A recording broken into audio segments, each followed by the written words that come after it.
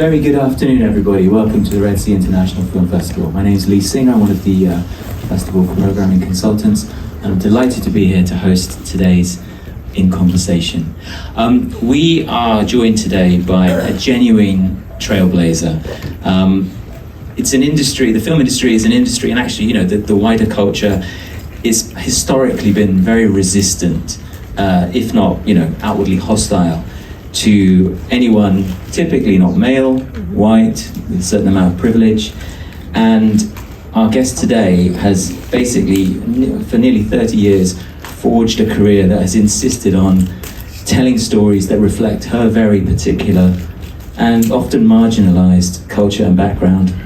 And she's really helped push that and push those voices into what we think of as the mainstream conversation.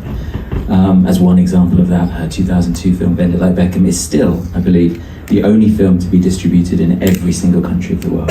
There's a whole other a great body of work that we're going to talk about today, and hopefully if you have some questions, we'd love to hear you.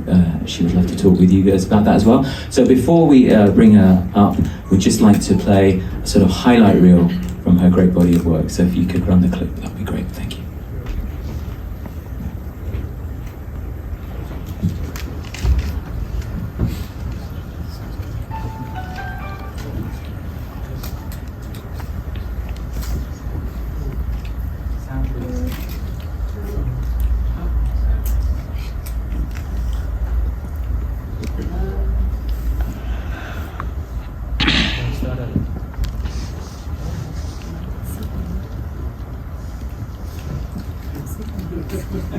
As coordinator of the Saheli Women's Centre, I'd like to welcome you all to our first Blackpool Illuminations outing.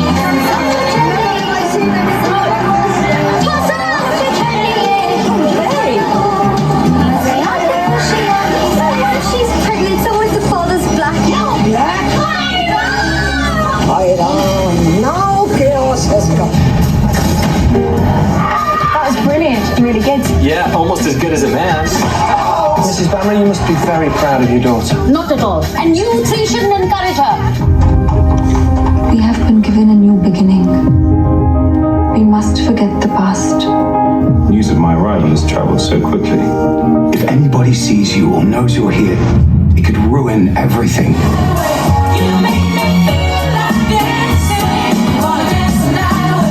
I'm a hopeless dancer, but well, this looks like you just screw on a light bulb with one hand and pet the dog with the other.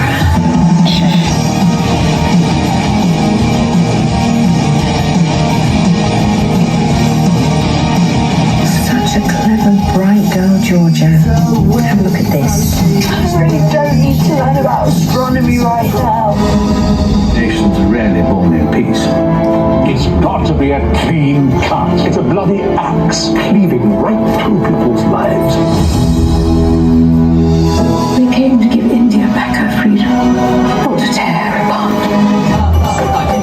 The curry killer appears to remain at large while the police have no idea who it is. Why did you do it? You said too fat, and you said she's ugly. You all got what you deserve. This Thanksgiving, give thanks. Amen. My favorite part about Thanksgiving is knowing I can eat this tomorrow. Give grief. If I had $1 for every time Ronald said y'all was coming, I'd be as rich as Oprah. Give in. Is it low fat? And get out as quick as you can. I didn't know music could be like that. It's like this knows everything I've ever felt, everything I've ever wanted. That's what they call real music. Springsteen. He's more what your dad listens to, not my dad.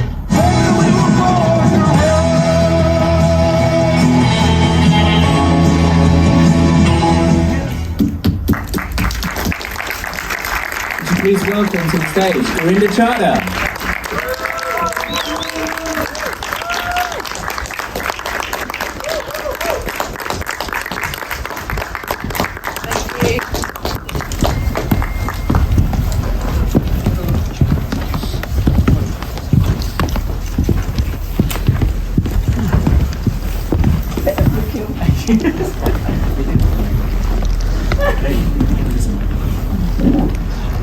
everyone. Hello. I enjoyed that clip, Brill. Yeah, it's good, wasn't it? I haven't seen those films for so long. My God. Yes.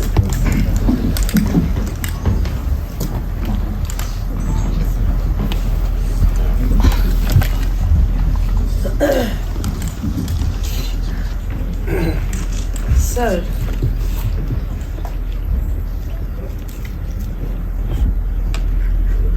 There we go.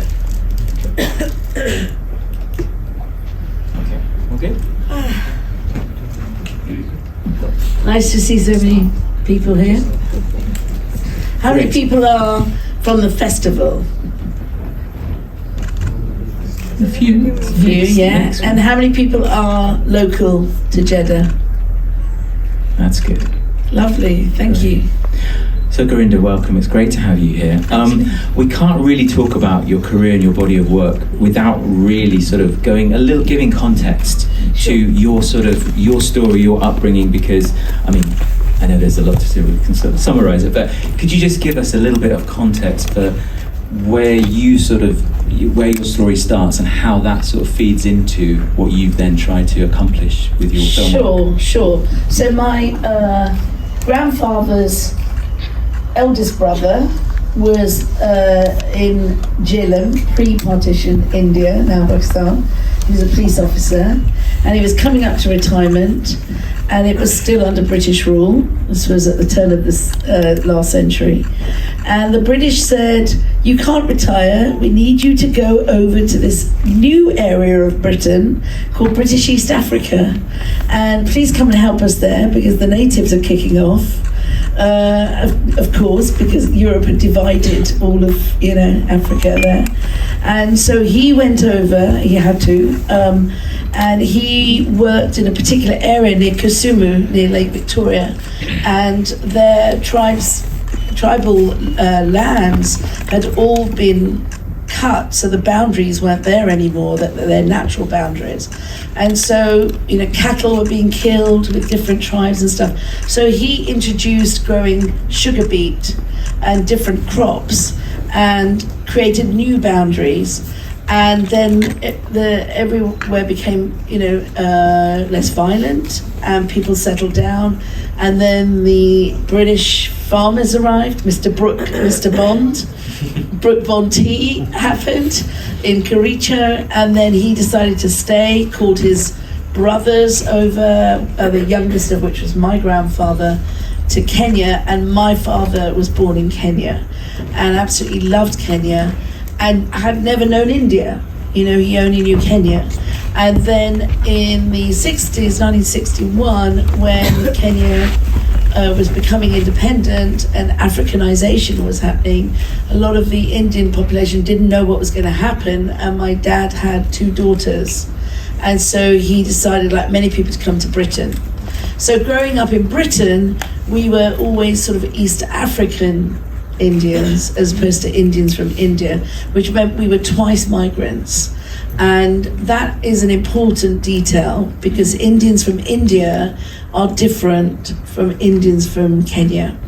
And in growing up, we used to have huge parties and a lot of people who came to Britain came to our house first and then moved on, and my dad helped a lot of people. And so I grew up with this amazing cultural support network, but I was also very British. And I remember at school, when I was young, a lot of people at school, British people, didn't know how to handle this. And they would always look at people like me and go, oh, poor things. They're suffering from an identity crisis because, it's a culture clash. They don't know if they're English or Indian. And me and the other Indian girls would look at them and go, no, actually we do. Because we know we're not going to speak in Punjabi with you lot at school. We're going to speak with our grandmother in Punjabi. And so I was always from a very young age, cognitive of the fact that other people were putting problems on me and their own. So people, particularly people who are monocultural and monolingual, they have a hard time looking at people who are multicultural and multilingual because it's not part of their vernacular. There's a whole set of assumptions, aren't there? Yes. And just preconceptions of what your experience is. Yeah, and Britain's changed a lot since then. Now it embraces that. But before that, when I was growing up, it was always you're a problem, And in fact, I say this, the first words, the first sentences that I used to speak were always, I want likhna, which means I want to write, I want roti khana, which is I want to eat food. And so my very first sentences were always English and Punjabi mixed, And that from the age of 3, I think, 2, 3, I remember saying that, has lasted till now. So all my films are very much about taking that cultural experience of being at the crossroads of different cultures and different generations, but not telling those stories in a problematic way, telling them in a very human way from my perspective, because I embody all those sides, and so I can talk about the problems but also celebrate the good stuff. And that's why I think Bend It Like Beckham and other films of mine have traveled so well around the world, and particularly with diaspora communities, because very few people are articulating that in the world. And certainly when I started, I felt there was only a couple of filmmakers that were doing that. And one was Ang Lee with Wedding Banquet. And I wouldn't count Hanif Qureshi in this, because Hanif is half English and half Pakistani. So his interpretations are very different about his Asianness to me. And the same with East is East. Those films are all where the Asianness is problematic always. And that was different from my experience. Yeah. I want to get onto the films as fast as possible, but what's interesting to me is knowing a little bit about your background. Before you went into making movies, you did sort of radio and journalism, and there always seemed to be an interest in identity and subject matter about people who, from diasporas. And I'm just wondering at what point you felt actually a really interesting way to express that or explore that will be through filmmaking, as opposed to some of those earlier aspects of media that you worked in. Well, I started off as a BBC journalist, as a BBC news reporter, and I found that I couldn't really control the narrative as a BBC journalist. I kind of had to do what I was told, but it gave me the skills to say, okay, we have to control the narrative, but we have to control it in a way that is accessible to a complete audience. And at the time when I first started, there were great filmmakers, black filmmakers, Isaac Julian, John Akamfra, and they were making very art house films, and I'd never been to film school, and I came up through journalism. But I made a distinct decision that I wanted the people who were going to be in my films to enjoy the films and understand the films. So I always wanted to be commercial in that respect and not particularly art house. And so I always wanted to reach large audiences, and that is still my intention, and I still struggle, even though I've had all this success, I still struggle with with convincing people to finance what I want to do, which I always say it's really commercial, and people are like, yeah, but it's got a lot of Indians in it and they're not stars. And I'm like, yeah, I know, but it's still really commercial and it's going to work. And I've been having those conversations since Bend It Like Beckham, trying to convince people it's going to be great. And then finally, when I do put together the financing, people are like, oh yeah, it does work. Oh yeah, I do get it, so. But it's not easy, because the easiest thing is to go and get, stars, names, to to be in your movies, and then they get finance. So if you are trying to tell different stories, you know, it's hard. But I'm very. I mean, what's great for me is that I have launched some nice careers. You know, you've made stars, right? I've made stars. Yeah, I mean, obviously. Keira Knightley, you know, in Bendit, and she came in and auditioned. So that was her first big film. And then Leila Bhakti, French actress, she was in my episode of Parachutem, and she just started recently the next James Bond, we hope, will be Aaron Taylor-Johnson, who was in my film, you saw him there, Angus Thongs and Perfect Snogging. So I had to fight with Paramount Studios at the time, the head of casting at Paramount, who made that film. I said, I really want to cast this guy. I think he's huge. He's going to be a great talent and a big star. And they were like, well, no one knows who he is. And I said, I know, but trust me. Not yet. Not yet. And then I cast him, and of course now I will take complete credit. If he's going to be Bond, I will take credit. I think maybe Moneypenny or something. We'll come on to Benedict Beckham, obviously, but I wanted to go back to your first feature, Bargee on the Beach, which, I mean, I remember when it came out, and it was such a sort of breath of fresh air. There hadn't really been anything like it. I'm just fascinated, the sort of the discussions and the struggles, even because I presume it's a fairly small budget, but even to get that off the ground, the sort of resistance or the negotiations, because one thing about you, anyone who knows you, is the sort of tenacity and the drive to get stuff done. Yeah. But for your first film, where you're an unknown quantity and you're pitching a story about people who aren't generally seen on screen, so there's no track record of how that's going to work. What lessons did you learn trying to get that off the ground? Well, what happened was I'd made a film. I made a documentary with the British Film Institute called I'm British But ... And that was my first film, and it was about the British Asian fusion of music in Bhangra music. And it became a film about the music and the identity that we were creating in Britain. And it was the first film from a second generation Asian perspective. And I was very lucky because a brilliant woman called Karen Bambra, who used to run Film 4, she saw that film and she said, this woman has a great voice, a new voice, and we need to encourage it. So it was Karen who plucked me up and called me into Film 4 and said, I'm going to put you with Mira Sial, and the two of you, I want you both to make a film. And so we went on that journey, but only because Karen Bambra made it happen.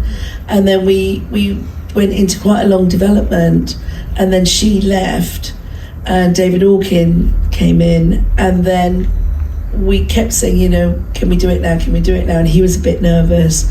And in the end, we pushed for it. And it was a real baptism by fire, because I hadn't made a film before, of course. And for everyone's first film, it's a baptism of fire. But I'd made documentaries, and so I knew, I kind of knew about narrative storytelling, and being a journalist as well, I knew about how to tell a story. And in the end, we got it made, but we never thought it would travel. And we just thought we'd got in through the back door.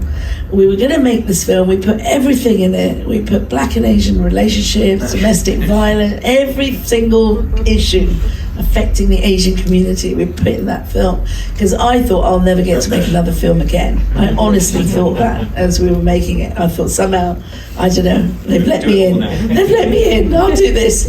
And then during the shooting, I remember saying, this is such hard work. Because see, wherever we would go, for example, when we had our camera up in Blackpool, English guys would come and moon us. You used that in the film, though. We did, yeah, because that's a British thing, right? Yeah, does everyone know what mooning is? Can I just say, not all British people do.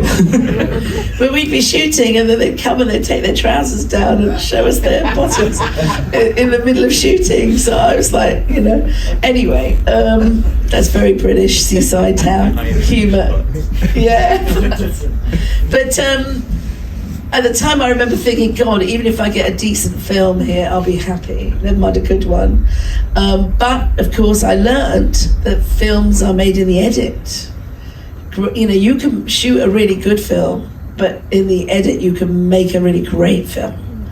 And so that's where I came in. All my radio journalism came in, and I just really got to work in the editing, and ended up making this film, which people at the time didn't have much expectation for. And I remember in England it was released in 5 cinemas, and I was like, oh, that's good, But on the night that it opened, I went down to my local cinema. It was on Tottenham Court Road, and I walked down there and I couldn't believe it.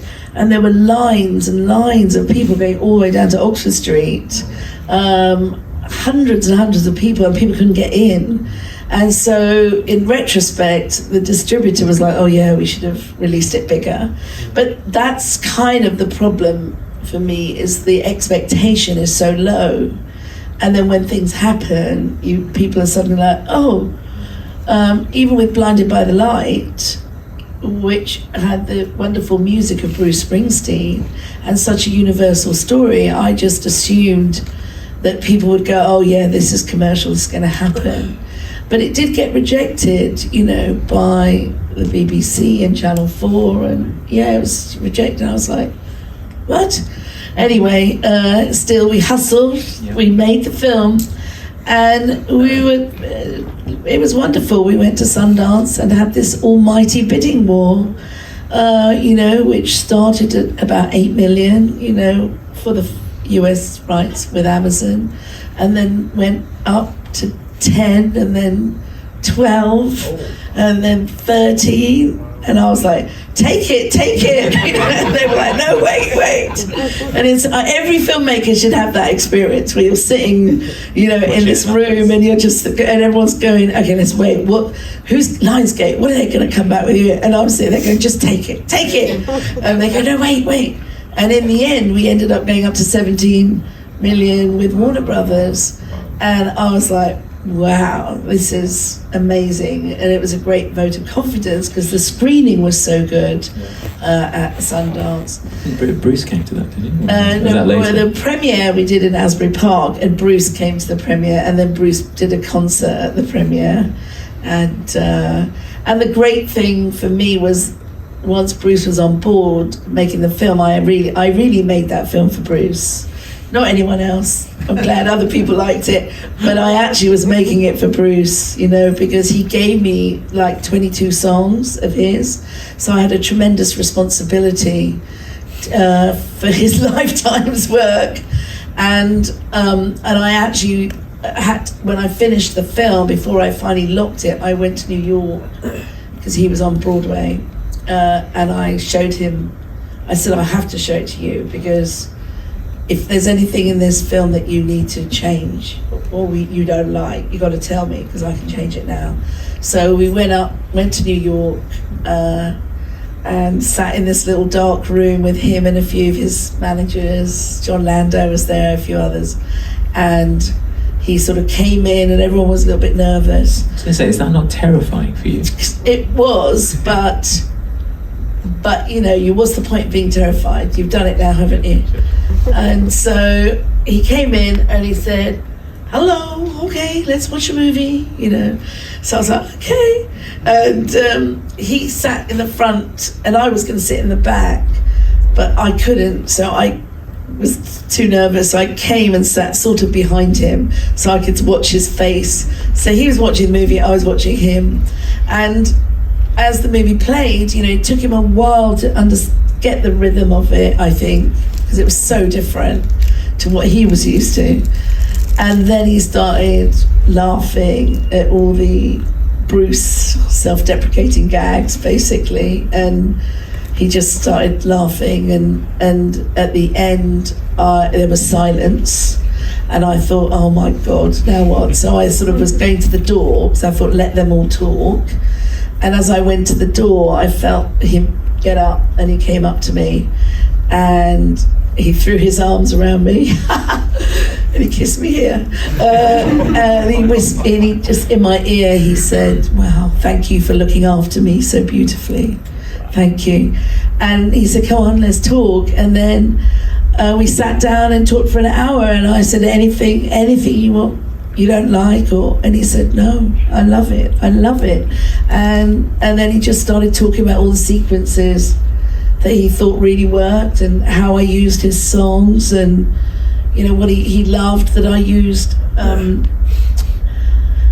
that song of his with the big saxophone section under the National Front march of Jungle Land, over the fascist march.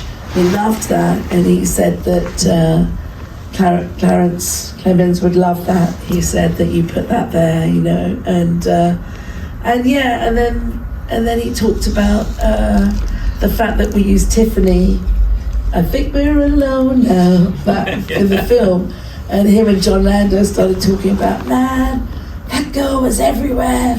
We couldn't get a song on the radio, and she was number one. And do you remember that girl? So then he had a good old bitch about Tiffany, which was really funny. But so I think that as I've got older, I think I just kind of feel like I still am making films about prejudice, but I'm still also making films that celebrate the complexity of who we are and where we're going. I mean, I think it's really important that you highlight that, because I think that seems to be the sort of underlying key to so much of your stuff. It deals with these really tough issues, but there's always a sort of optimistic or positive slant on it. I wanted to I think that comes from, like I said, growing up, where people are looking at you and have these views of you, and that's what's been so interesting being here in Jeddah and at the Red Sea Film Festival and here in Saudi Arabia, because in Britain we have a different view of what Saudi Arabia is.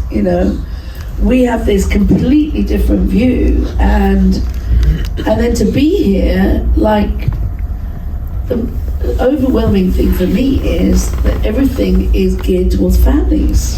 That's what I've seen. Everything is about family life and kids, and people going out and sitting together and eating. They've got their chairs out by the beach in the evenings, and it's family life. And you don't get those kind of impressions in Britain, And also, it is a country that's changing, and for some people maybe it's changing too fast, for some people maybe not changing enough, and I'm really interested in those discussions right now. And so I think the work that I do is very much about focusing on the fact that there will be change. There always will be change. People will always change, because we're all open to what's going on around the world, right? Every country, you're always going to have one generation that will look at another generation and say, no, that's not how we did it, you have to do it like this. When I made Bend It Like Beckham, I was the girl. I was like, oh God, my mum, all she wants is for me to make Indian food. That was the biggest ambition for my mum, for me, was that I could make round rotis and proper Indian food, meat and veg. Now I have a daughter and son. I've become the mother.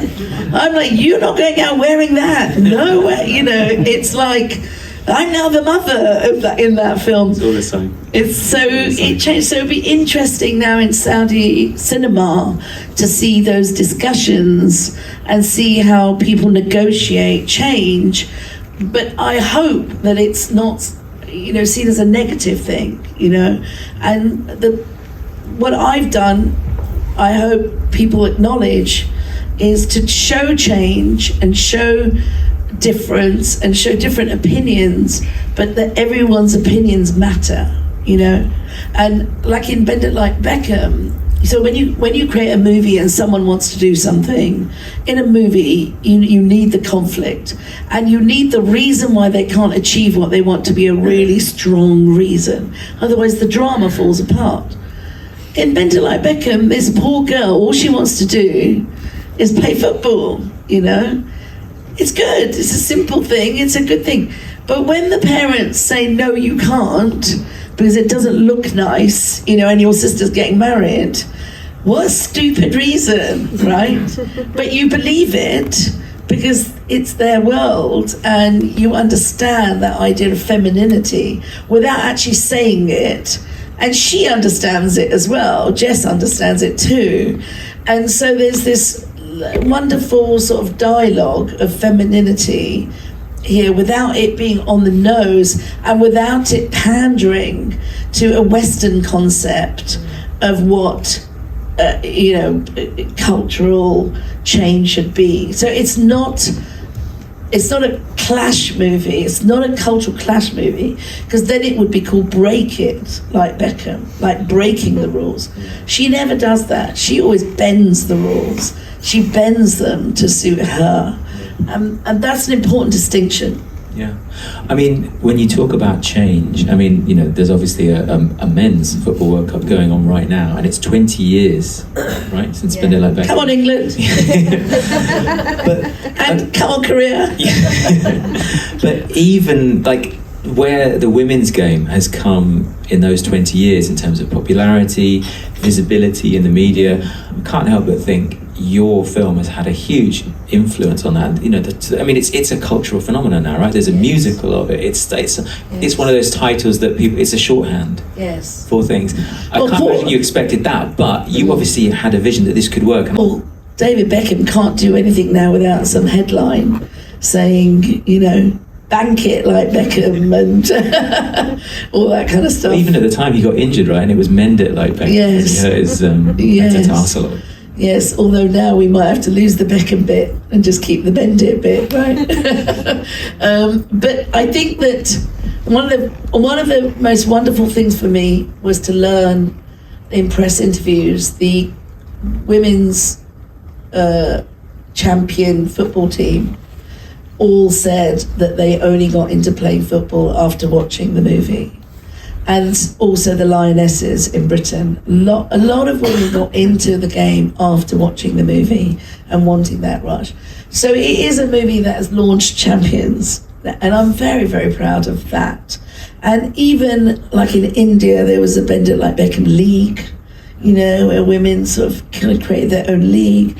And I'm talking to somebody, really interesting guy called Sunny Singh, who is looking to create more sports and development in India, and particularly in Punjab, to push athleticism and create athletes for a world stage. And I said, well, we've got to have a women's league coming out of Punjab, you know. So we're in talks about that I would, you know, inspire people to do that. So, and I know here in Saudi women play as well. You know, I've seen people in the Middle East play, and it's a great leveler sport. You know, it's a great leveler, and I think that I'm very happy that women are getting their due, you know, on the sports pitch. Absolutely. You talked earlier, and I think it's such an important point about, you know, you working in narrative feature and a chance to sort of control the narrative and shape the narrative. And there's always this interesting idea of, like, especially a director and its power and its, you know, dominance. And because I've been fortunate enough a couple of times to be on your film sets, it's not that dynamic there. It doesn't feel that. It's a very communal, sort of family-oriented atmosphere. And I'm just really interested to hear from you about the sort of the balancing act between being in charge or, you know, persuading executives to give you money, but then in terms of the creative process, fostering a sort of communal atmosphere at the same time. That sort of, because it's the cliche is, director, riding, do what I say. And that isn't my experience of watching you work. And yet you obviously have to push things, challenge people to get what you need. Well, you always have to be on top of your storytelling.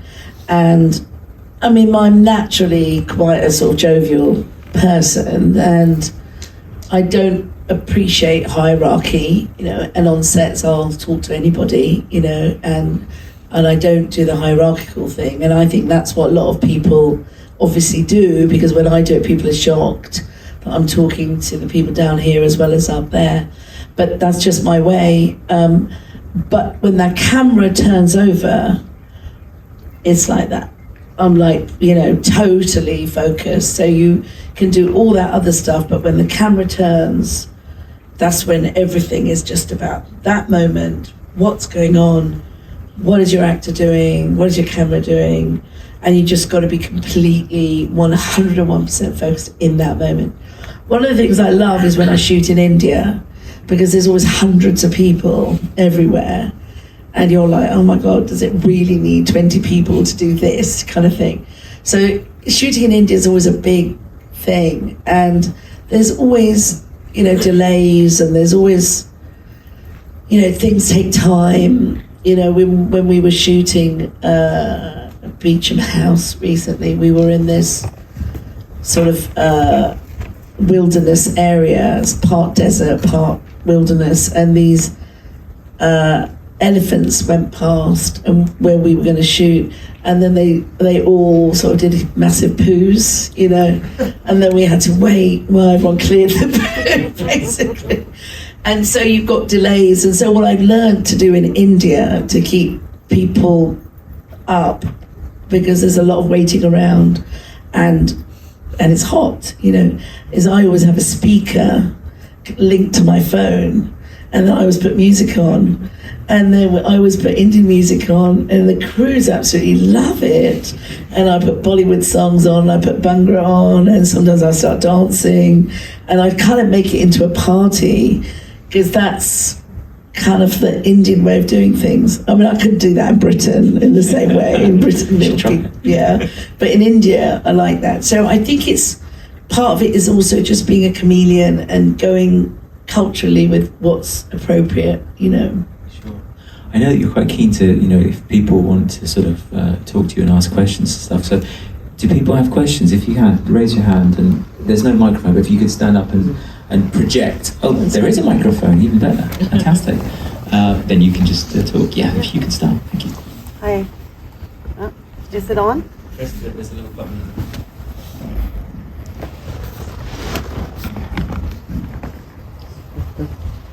Okay, maybe just if you okay. I'll repeat it. Thanks. Hi, I'm Nana from Denmark, very far from here. I wondered if you have ever felt like you have been the token Asian British woman in the industry, like if you've been used as an excuse for not making changes in the industry. And just look at her, she's a professional and she's doing well, so we don't need to do or have initiatives for more female or women in the business. So the question is just about, being, I guess, unique in the British industry, and whether then that's an excuse for people not to encourage other British Asian filmmakers, I guess, right? Is that fair? Yeah.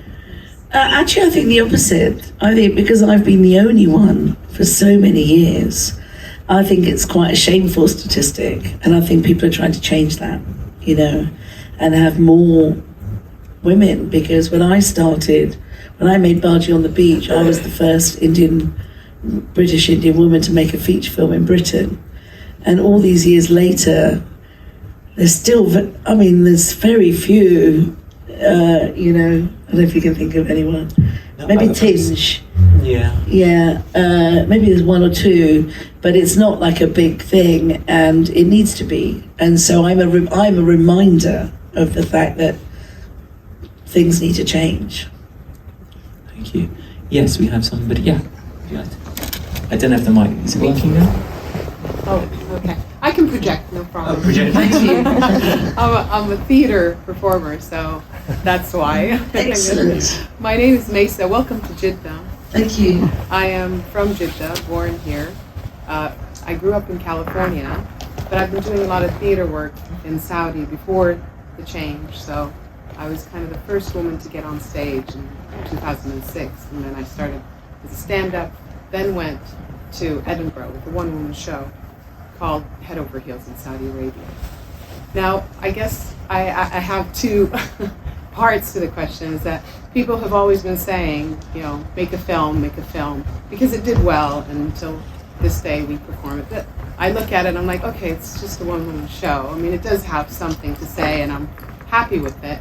But what kind of advice would you give someone that wants to do their work in storytelling but are not familiar with film? And I noticed from your story that you started with documentaries and then as a journalist and then moved into film, and okay, I'm going to do everything in this film, and that kind of apprehension and fear, and what kind of advice would that what would you offer in that area? I guess the question is about advice about if you're not from a film background exactly. but you want to move into that, how would any? The second part would be, Should we do one? Should we do one first? Okay. Sorry. Well, congratulations on your work, and that's great. You went to Edinburgh with your show. I wish I'd seen it. Please come to London and do the show at the Soho Theatre. They're always very keen to have different voices, and so the Soho Theatre, if you contact them, I'm sure they would love to see you there. The thing about film writing, we're all still learning. You never stop learning about writing. Doesn't matter how many films you make. But the most important thing is the storytelling. And my advice to people in your position who have the ambition to write a film script is watch the films that you love. Watch a film that you really, really love and just take notes, And one good thing is to watch a film you love with the sound off. And so you're watching the scene and figure out, okay, what's the most important thing that's going on in this scene? What's the information you're getting in this scene? And write it down. Then go back and watch the scene and see if you're right, because what the essence of script writing is to know what your story is, know what your drama is, your conflict, because all drama is conflict based, and start piecing it together into chunks. I really believe in the Robert McKee structure, the 3-act structure of Robert McKee, and I would definitely Google him, and because that's perfect storytelling. So what the Robert McKee structure is that every film is made of 3 acts, and each act is about 25, 30 pages. And so you start with a crisis, and that's the crisis of your film, okay? The conflict of your film, whatever the conflict of your film. Girl wants to play football, let's say. We see her in the park, then her mum sees her playing. That's her crisis. She goes home, mum is no more football. So it's set, the conflict is set. How is she gonna achieve her dream when this is the thing? So then you play that conflict out till the end of the first act.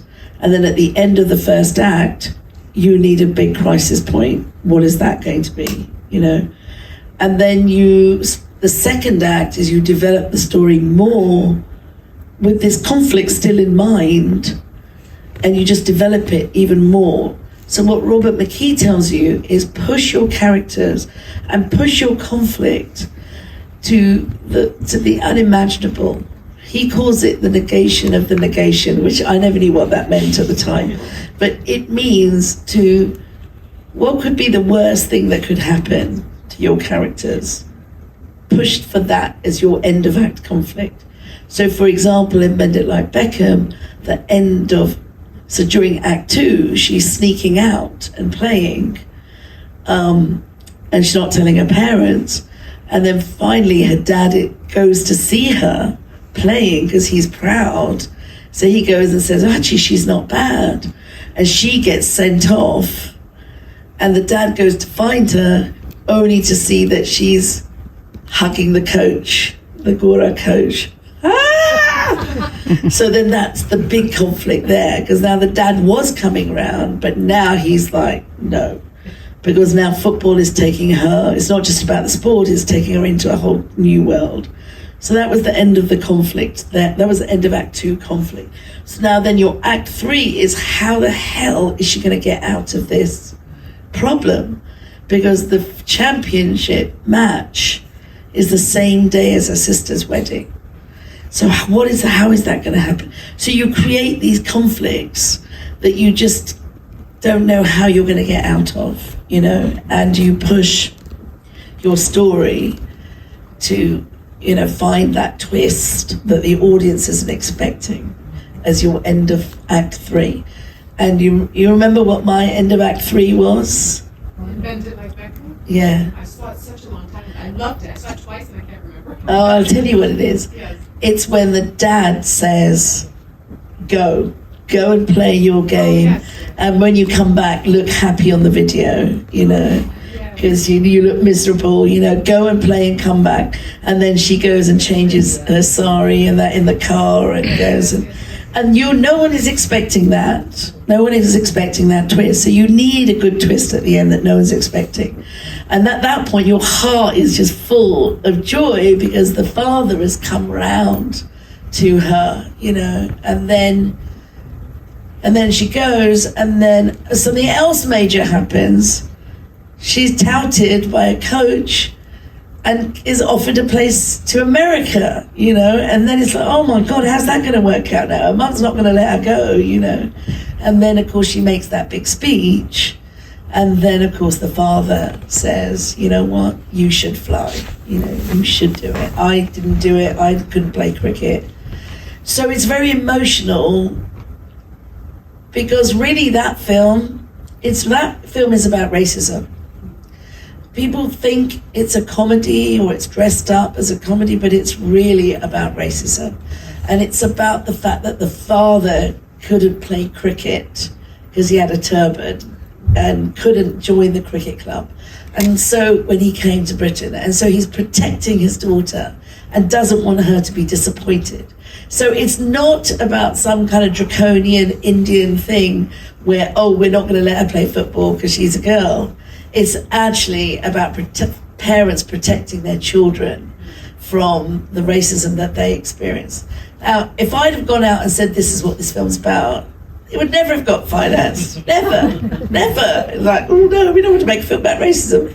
But actually, that is what it's about. But when the father then finally realizes that he was the one who suffered by not letting, you know, by not playing, and now his daughter can change things, it's incredibly moving for all of us because it's our perspective. You know, it's us taking control of the narrative. And fathers are like that. There are many fathers who want ambitious things for their daughters, including me. And that was my dad, you know. And a lot of the dialogue that the dad says is totally what my dad would say. And I remember writing the last line in that film when the dad says this line. And I remember crying as I was writing it because I was like, oh my God, that's my dad. And the dad says, 2 daughters made happy on one day. What more could any father want, you know? And that's totally what my dad would have said. So, and when I was writing that, and there was all tears on my Amstrad 90512 or whatever it was at the time. It's before Mac, you know. Right. Yeah, it was an Amstrad. I knew at that point. So a lot of it is instinct as well. Like you kind of have to be bold to take your own version of a film that you like and adapt it to yourself. But you have to keep pushing. You can't have holes in your narrative. And I would always push you to be absolutely authentic and create the conflicts and the dramas that are truthful to your characters. You don't have to have big, you know, gun scenes or, you know, you don't have to have big conflicts, because if it's a big conflict for your character, that's enough, you know. Bonus screenwriting masterclass. I think applause for that. Do you mind? I really want to spread it around because otherwise we haven't got a lot of time. So sorry. Can we go to this chat? Yeah. If you could just project, that would be great. Hello, ma'am. Gurinder ji. My name is Muhammad Ahmad Al-Muhammadi, but my nickname is Guru. I'm born and brought up in Indo-Arab family, just like the other expats over here. Yeah. So I've been living from the era from being called as Ya Hindi to the era of being called as Habibi Galbi. So it's a very big journey, and alhamdulillah, it's been so good. And as I have seen that Saudi Arabia has a lot of change, and we get to meet you and other celebs, other directors over here coming down. So my question to you is, what as you, because being into different multiple zones, what do you actually look into an actor before, finalizing him in your movie, or if you, from your perspective, what actually you look into an actor?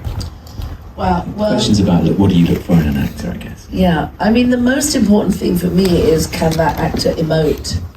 Can they be emotional? And do they touch me?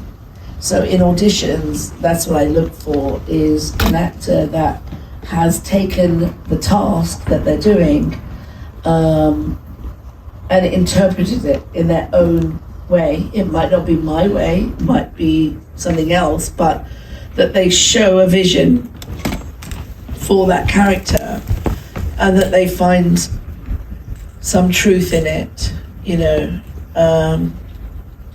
I think one of the most masterful performances that I've ever seen in my life was Heath Ledger in Brokeback Mountain. I mean, God, I was like, what a masterful performance, wasn't it? So yeah, when actors are good, oh my God, it's so great. So that's, I guess it's touching and emotional. Do they touch me? Has anyone really surprised you in a positive way, like shocked, what they've come up with when you've been, seen them suddenly on camera?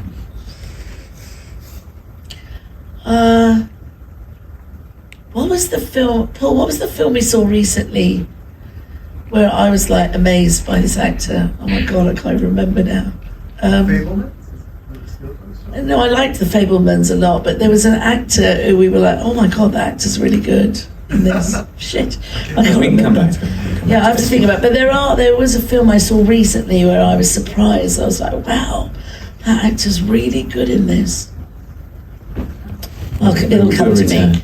But I think sometimes also it's really hard for actors because they don't have the chance to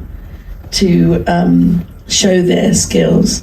Sam Rockwell, I think, is always interesting as an actor, and I think what the choices he makes are always interesting. I think I'll tell you an actor that I really, really love is Mark Wahlberg. I love Mark Wahlberg. I mean, he's so funny in his comedies, and then when he's a gangster, he's a gangster. And then I saw that film where he wanted to play the father whose kid turns out to be gay and gets killed from bullying, and then he goes across America trying to raise awareness for his son. And he's just like a working class blue collar guy. I can't remember what the film's called, but that really was very touching. And Mark Wahlberg was great in that. Sharon Stone, who you saw yesterday, I mean, Casino, what a great performance there. Thank you. Yeah, we've got a few more to go. This time we get the gentleman here and we'll come to you. Hi, I'm Irfan from Lahore, but basically I come from Jeddah. The area you talked about, so you talked about your grandmother and father and their language and you being bilingual at a young age. My question is, has the language moved on from you to next generation, or it stopped there?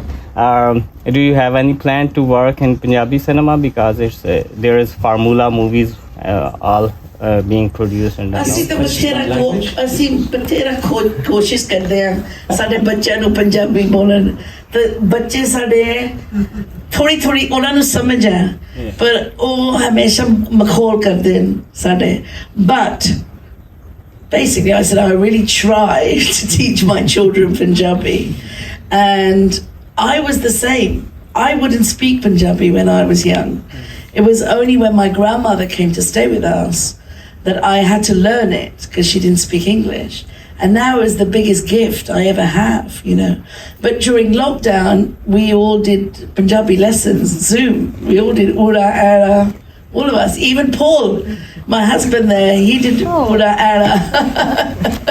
And I've taught them the Mool Mantra, so they know Mool Mantra. And they know lots of swear words. When I yell at them, they're all like, Teri maa da sir, and all this, they say all that. But they understand the importance of it, and they understand, you know, one of the great things for me is that when we have gatherings and weddings and parties, they always like to dance and be on the dance floor. They like to dress up. They like to be amongst the other, you know, family members. That's a great thing, you know, because then through that, and then as they get older, they will appreciate that. But I think it's hard because, you know, for kids, they do want to be, you know, they want to be cool, you know. When I put on music, you know, my son is always, Mom, we don't want to listen to your dinga-dinga-dinga music, Mom. I'm like, excuse me, you know, I'm a cultural icon. This is my music. He goes, yeah, but Mum, it's all the same. Dinga-dinga-dinga. But you know, you have to let them be themselves. Let them go, then they will come back. That's what I believe. Same thing happened to me, you know, same thing happened to me. And Jhelum is where my Pradade are from. So pre-partition, I went to Jhelum, Machine Mala, and my grandfather had a big house there. Punjabi बनाओगी Punjabi पूछा है उन्होंने तुसी journalist हो ना India में मैं India से हूँ मैं आपको मिला हूँ पहले शुक में BFI में मिला था ना वो डेरिक माल्कन की पार्टी में अच्छा हाँ वहाँ मिले थे मैंने वो हिंदुजा बॉलीवुड किताब लिखी है That's right he's a journalist from India चलो बताओ पंजाबी बनाओगी जी कौन मारदा बच्चा नु चपेड़ा बोल के ਉਹਨਾਂ ਨੂੰ ਮੈਂ ਸਿਖਾਉਂਦੀ ਹਾਂ I would like to make a film in Punjabi. Yes. I have a great idea for a film in Punjabi. Great idea. One of my favorite actors is Sunil Dutt. Sanjay Dutt, I'm sorry. Sanjay Dutt. Yeah. I love Sanjay Dutt. And I had the fortunate time to meet his sister, Priya Dutt, just last week. And I told her that I absolutely love her brother. And she told me he loves speaking Punjabi. And I said, right, I want to make a film with him in Punjabi. So I've come up with a great idea for a Punjabi film. But what I need is a Punjabi scriptwriter. So find me a good Punjabi scriptwriter. I'll tell them the story, and then we can write it together. I loved Vicky Dona. I thought that was a great script. But yeah, I'd love to make a Punjabi film. Love to. So do we see Ayushmann Khurrana being part of the next script? There's Vicky Dona that you absolutely love. He's a Punjabi. He can get your Punjabi right. That's true. He absolutely, yes. But yeah, I need a script writer first. But I also love Diljit Dosanjh. Yes. So the idea I have is Sanjay and Diljit. So, but I need a proper script writer. Tell me, give me someone. There are so many in Bombay. Chal mainu das fir yaar. Give me some good name of somebody and I'll do it. I will give. Are you Punjabi? No. Oh, you're waving at me. So no, she's waving at us because I'm afraid I think we've got to vacate because other things are coming in. But thank you for your questions and please thank Gurinder for being here with us. Are there any Saudi scriptwriters here? Are you a scriptwriter? Please talk to me because somebody yesterday pitched me something that was kind of based on Bendit, like Beckham, but set here. And I said it's a great idea, but I need to work with a Saudi scriptwriter. Okay. So we can talk. Okay, we can do that. Yeah, brilliant. Thank you all very much. Thank you so much. Thank you.